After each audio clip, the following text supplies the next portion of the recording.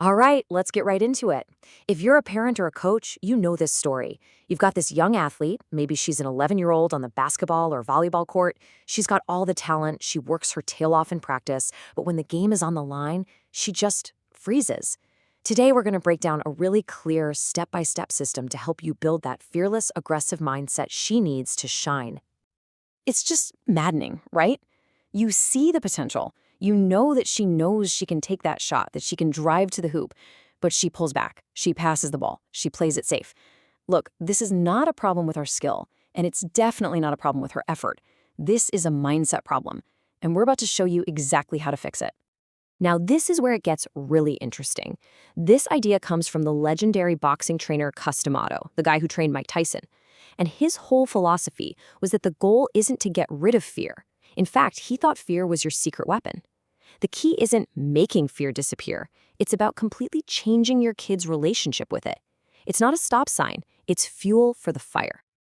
And that brings us to a really crucial point. The real battle, the real game, isn't being played on the court or the field. It's all happening inside her mind. And that right there is why our go-to advice, yelling, be aggressive or just try harder, almost never ever works. So picture this. It's like a tug of war happening in her head. On one side, you've got her willpower. That's the voice saying, I should be aggressive, I need to focus.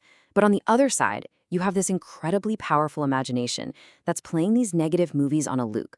What if I miss this shot? What if I let my team down? Oh my gosh, everyone is watching me. And here's the rule that changes the entire game. A psychologist named Emile Coué figured this out 100 years ago.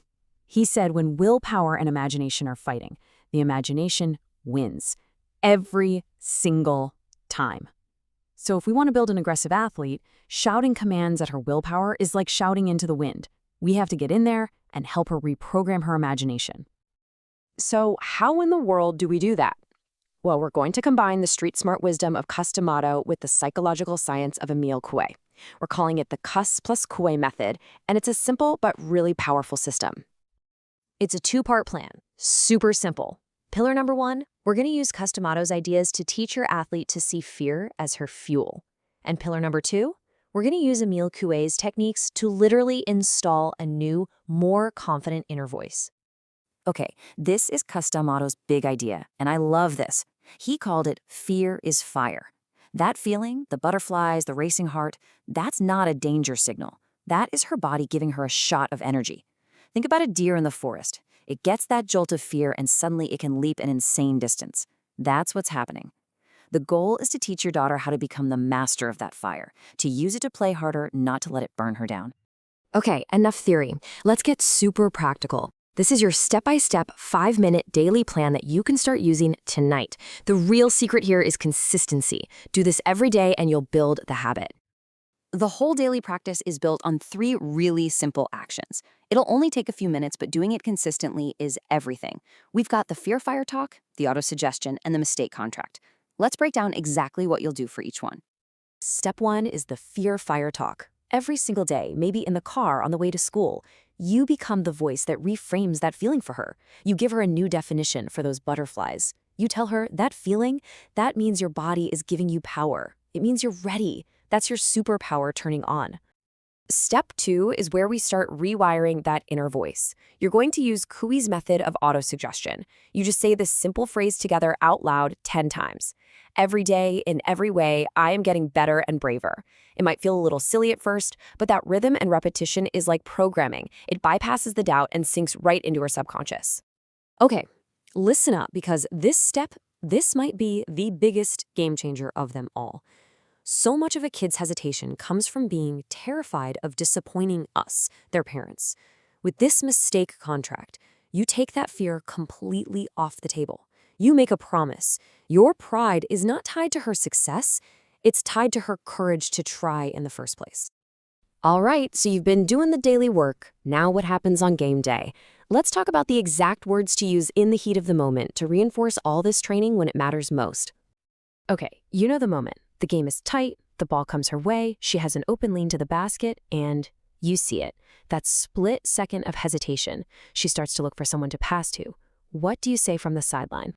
You use a very precise two-part phrase. First, you say your code word, fear is fire, you control it. That instantly triggers all your training.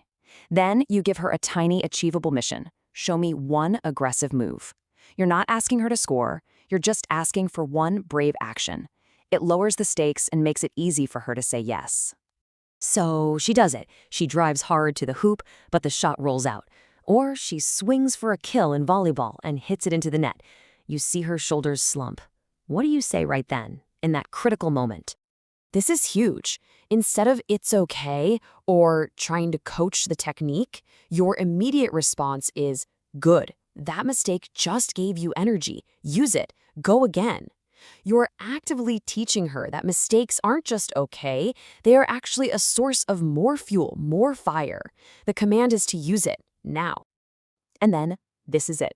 This is the magic moment.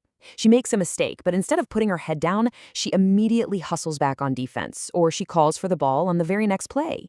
This is the breakthrough. So how do you lock it in? Your praise here has to be super specific. You're not praising the result, like the basket she just made. You are praising her identity. You say, "That is a champion response. You acted even while you were scared." You're telling her, that's who you are now. You're the kind of person who acts bravely. You see, all these little scripts and daily habits, they're not just about trying to win one more game.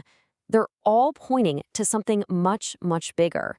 The ultimate goal here is to fundamentally shape her core belief about who she is as a person.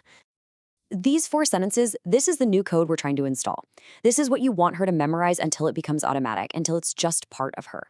I am brave. I try again fast. I use fear as fire. Mistakes make me stronger. When she believes these things deep down, the hesitant behavior just melts away because it doesn't match who she knows she is. So in the end, this system is about way more than just sports. It's about teaching resilience and courage and a powerful way of dealing with challenges that's going to serve her for her entire life. And that really leaves us with a final question for you. Are you coaching for a temporary result in a game? Or are you building a champion's identity that will last a lifetime?